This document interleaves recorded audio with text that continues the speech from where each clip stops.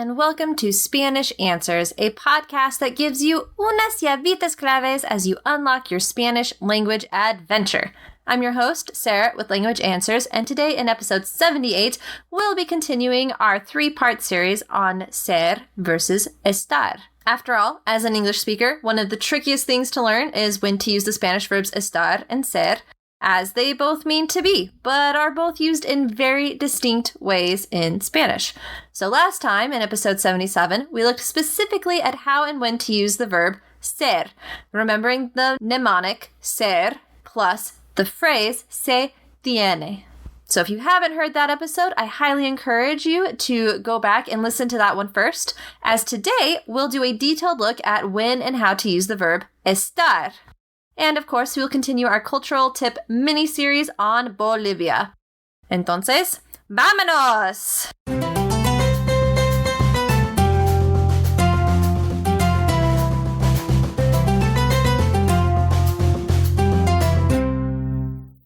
Just a quick note before we begin. If you would like more resources to help you with ser versus estar and other Spanish grammar, please check out the links in today's show notes. Full disclosure, some of them are Amazon affiliate links, and for more information on that, you can see my disclosure policy. And I have clearly marked in the show notes which ones are those affiliate links. But basically, these resources were invaluable to me in preparing for this episode series, so please enjoy. All right, let's also begin with a quick recap on using the verb ser. In order to remember when and how to use ser, just remember ser plus the phrase se tiene. So you have the verb ser, you start with S, and this represents the se in the phrase se tiene to remind you that you use ser to create the passive voice. Next in the word ser, we have y, which represents the expression or expresión for the phrase se tiene, to help you remember that you use it for possessives. Remember, se tiene is it had, so is it a possessive? Y is para la expresión se tiene. And finally, we have R, right? The last letter in the word ser. And this stands for revelación. So it's the revelation, which is the acronym tiene in the phrase se tiene. So this stands for time, impersonal expressions, norms, and event locations. Tiene. And if you just remember that mnemonic, you'll be able to remember when you are supposed to use the verb ser. And now, this all, of course, leads to today's main focus, which is using the verb estar. For this verb, we're going to use the mnemonic phrase si lo está tirando. So to begin with, let's start with the first part of that phrase, sí, or yes in Spanish. So sí. The word sí here refers to subjective impressions. Sí, S-I, subjective impressions. Now, you use estar when you have statements that express the speaker's opinions about how something seems to them. It's a cool nuance within the Spanish language when you're using estar versus ser in this way. For example, if you say, Juanita está bella, you are saying that right now, Juanita looks beautiful to you. But if you were to say, Juanita es bella, you are saying that she is a beautiful person all the time. Or if you say that Pedro está gordo, you are implying that Pedro looks fat to you, or Pedro looks fat. Whereas if you use ser, Pedro es gordo, then you are saying that Pedro is generally a fat person, rather than, in this moment, it looks like he's gained a lot of weight. Now, the next of our mnemonic in that phrase is lo, right? So it's si lo está tirando. We already talked about si, so we'll move on to lo. And this stands for location. Whenever you are referencing the location of people or things, then you use the verb estar. Remember, ser is only used in regards to location if it's to talk about where an event is being held.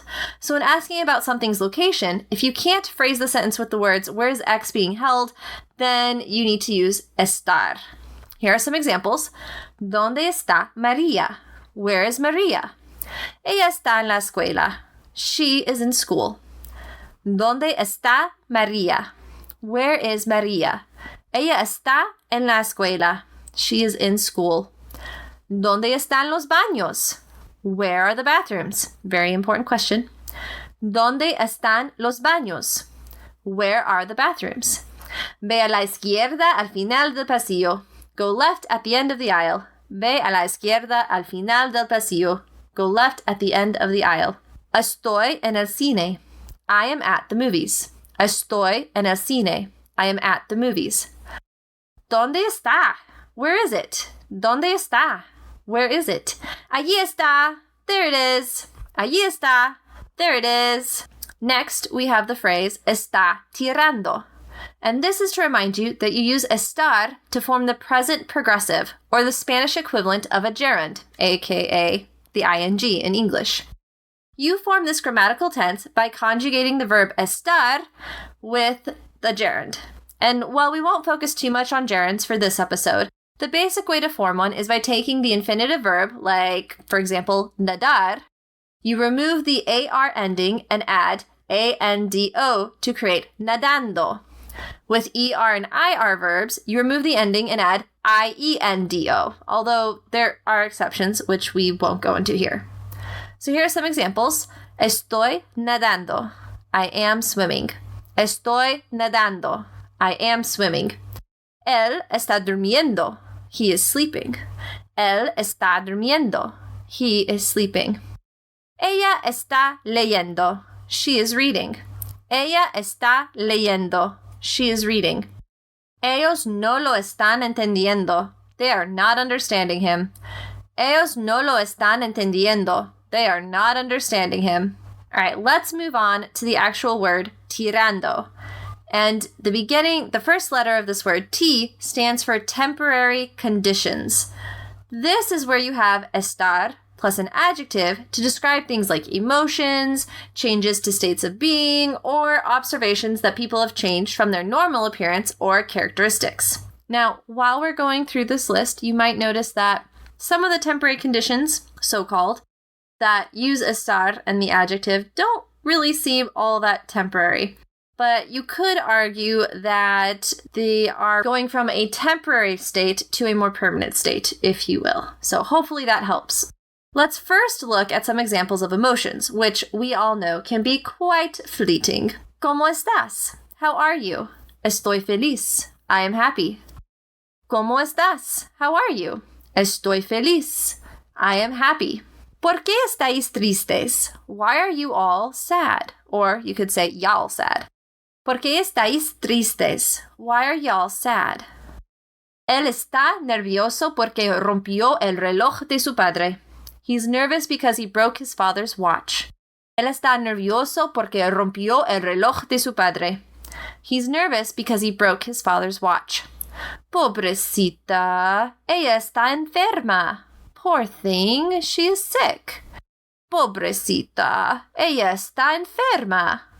Poor thing, she is sick. Next, we have some examples of changed states of being or conditions.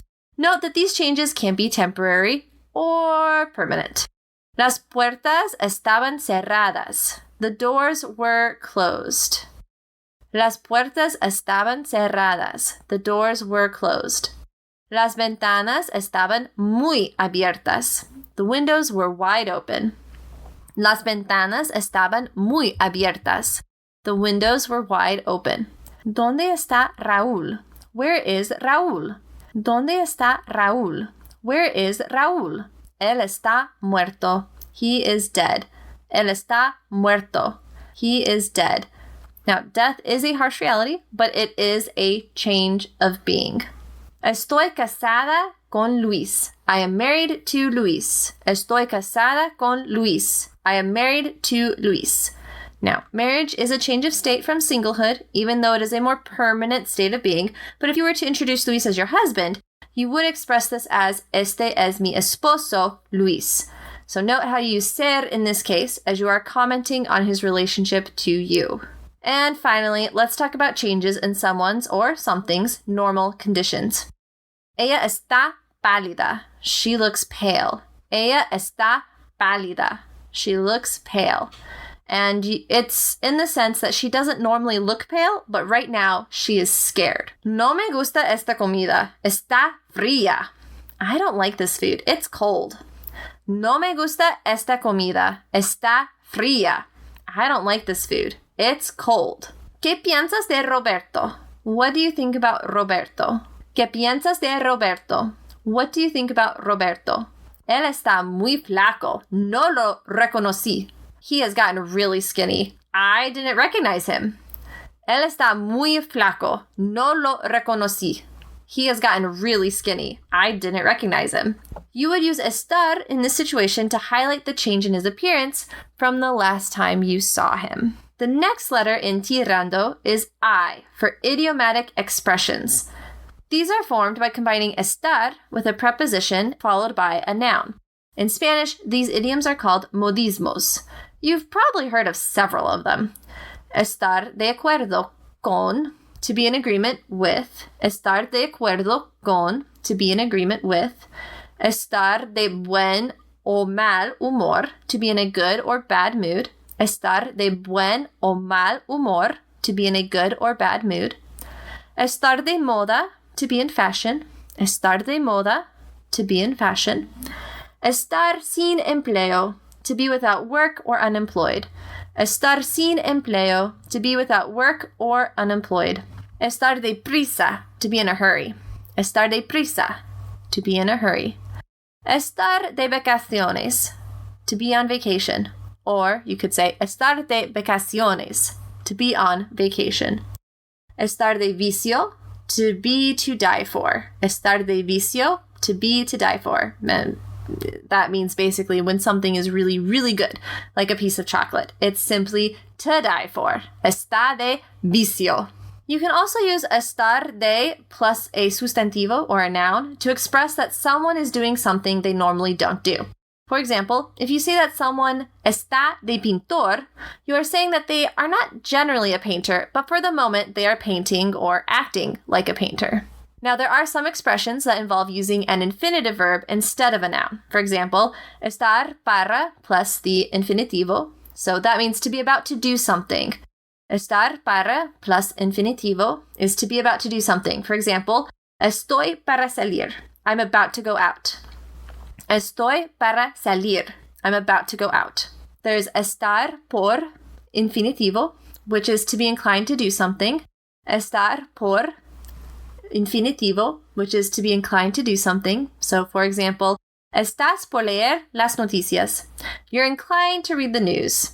Estás por leer las noticias. You're inclined to read the news. And finally, estar a punto de plus infinitivo, to be about to do something. Estar a punto de infinitivo, to be about to do something. So, for example, están a punto de comer. They are about to eat. Están a punto de comer. They are about to eat. Now, the final part of tirando, obviously ignoring the gerund ending, right, the NDO, is RA, which stands for result of an action. This is a grammatical construct where you use estar plus the past participle to express cause and effect, or the result of an action. When used this way, the past participle is used as an adjective, such as in La puerta está abierta. Because of this, the past participle must agree with the noun in gender and quantity, such as Los niños están dormidos. Notice how it's los niños, and so dormidos is OS at the end. Dormidos. Or las ventanas están cerradas. Las ventanas, so cerradas, right, has the AS ending. So, for example of the result of an action, el maestro nos pidió que hiciéramos nuestra presentación temprano. Estábamos bastante molestos. The teacher asked us to give our presentation early. We were quite upset. El maestro nos pidió que hiciéramos nuestra presentación temprano. Estábamos bastante molestos. The teacher asked us to give our presentation early. We were quite upset. Queríamos ver la película con ellos, pero estaban demasiado cansados. We wanted to see the movie with them, but they were too tired. Queríamos ver la película con ellos, pero estaban demasiado cansados. We wanted to watch the movie with them, but they were too tired. Los niños ya están dormidos para que puedan despertarse temprano mañana. The children are already asleep so they can wake up early tomorrow. Los niños ya están dormidos para que puedan despertarse temprano mañana. The children are already asleep so they can wake up early tomorrow. If you're wondering what the difference is between using estar or ser and the past participle, remember that ser in this construction forms the passive voice. So let's take a look at the following sentences. La comida fue preparada por el personal. The meal was cooked by the staff. La comida fue preparada por el personal. The meal was cooked by the staff. La mesa estaba puesta para la fiesta navideña. The table was set for the Christmas party. La mesa estaba puesta para la fiesta navideña. The table was set for the Christmas party. In the first sentence, we used passive voice because the emphasis is on the fact that the meal was prepared, and we don't care quite so much who did the preparing. In the second sentence, we use estar to highlight that there is a party, which resulted in the table being set. With estar, you are focusing on the results of an action, whereas with ser, you are just focusing on the action. Now, going back to estar and the past participle, as I'm sure you've already noticed, we actually use this grammatical construction when talking about changing states of being, whether temporary or permanent. Las puertas estaban cerradas. The doors were closed. Las ventanas estaban muy abiertas. The windows were wide open. Él está muerto. He is dead. Estoy casada. I am married. And basically, there you have it. When and how to use the verb estar. Hopefully, this has helped you solidify when and how to use it. All you have to do is remember, si lo está tirando, which translates to yes, he is throwing it. Si lo está tirando. And in our next episode, we'll compare ser and estar in various sentences to highlight their subtle, nuanced meanings. It'll be fun. Until then, if you have any questions, you can always contact me at contact@languageanswers.com.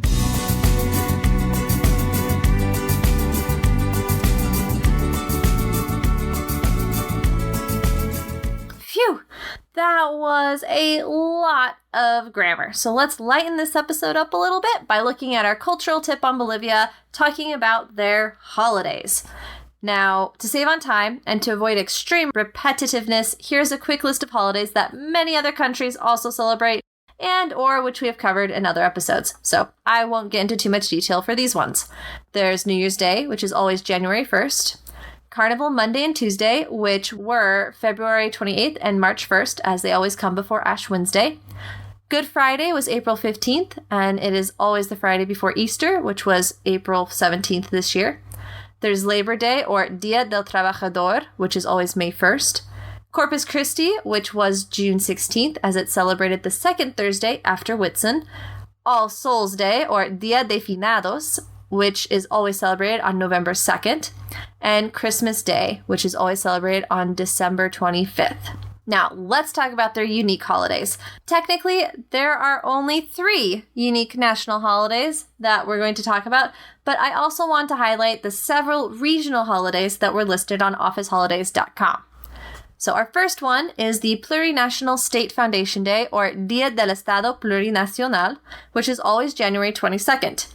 In 2009, the Bolivian constitution was changed with encouragement from the country's first indigenous president, Evo Morales, to recognize Bolivia's multicultural state and changing the country's official name to the Plurinational State of Bolivia. When the new constitution was enacted on January 22nd in 2010, President Morales decreed the day as an annual holiday to celebrate Plurinational State Foundation Day. Next, we have Chuquisaca Day, and I apologize if I am butchering that name. But in Spanish, you'd say Dia del Departamento de Chuquisaca, which is always May 25th. Technically, this is a regional holiday celebrated in the Chuquisaca department, which is similar to a state. Chuquisaca shares its departmental capital, Sucre, as also the country's constitutional capital. Now, this city held the first public cry for independence from Spain on May 25th, 1809, which is known as the Primer Grito Libertario, or the First Freedom Shout.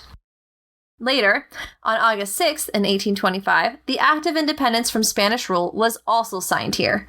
In 1839, they renamed the city, as it had been called Chuquisaca, to Sucre in honor of Antonio José de Sucre, the country's second president.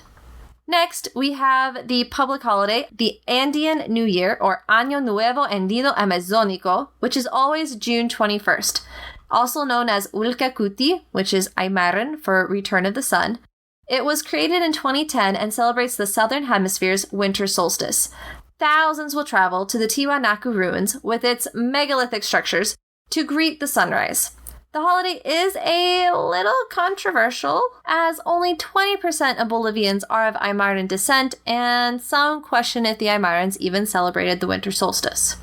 Next, we have La Paz Day, or Dia del Departamento de La Paz, which is always on July 16th.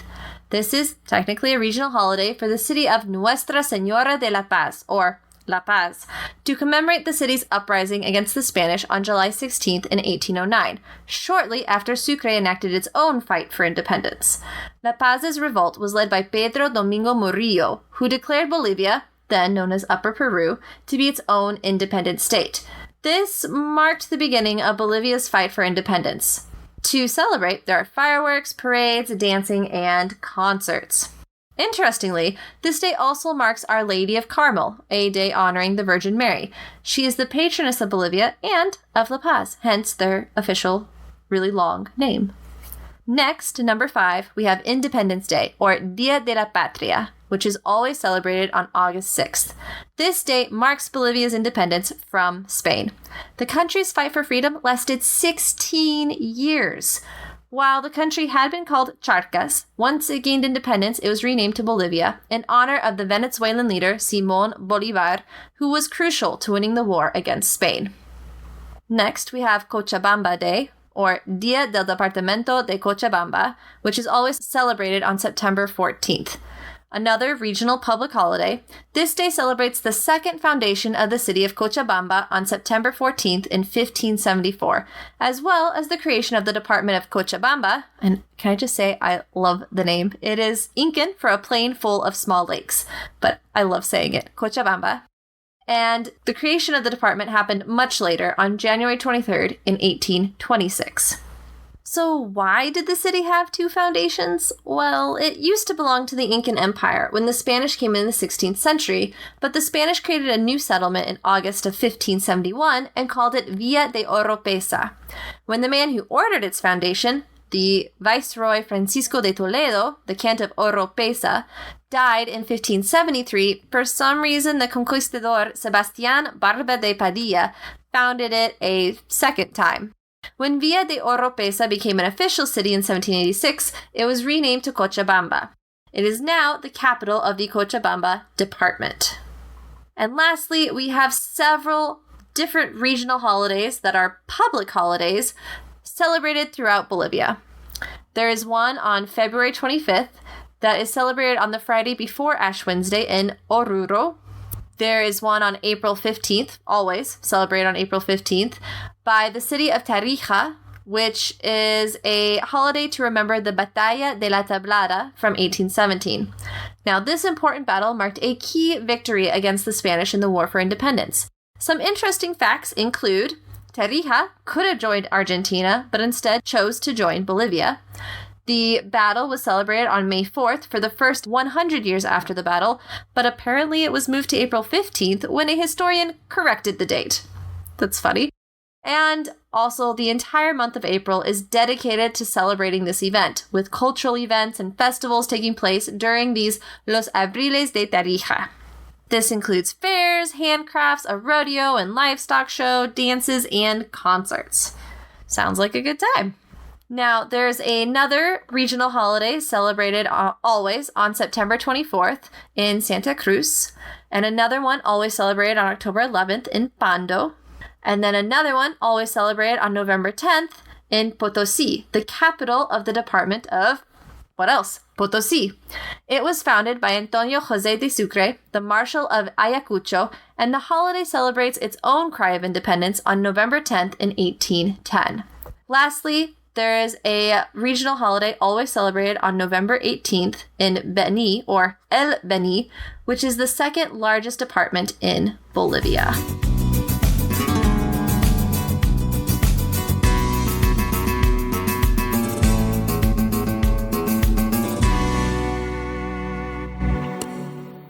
And that's all for today. Thank you so much for listening, and don't forget to check out the show notes for links to the resources used for this episode.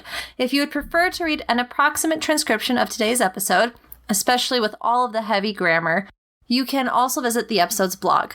I would love to help you on your Spanish journey. So if you have any questions about today's episode, or even just on Spanish culture or grammar, you can reach me at contact@languageanswers.com or visit my website for more information at languageanswers.com. I can also be contacted regarding my services for Spanish to English translation, English technical writing, editing, and content creation, or even language consultations and tutoring for you or your business. Remember, learning a language is a lifelong journey, so please, aprovechalo, disfrútalo, y compártelo. I will see you in 2 weeks. Hasta luego!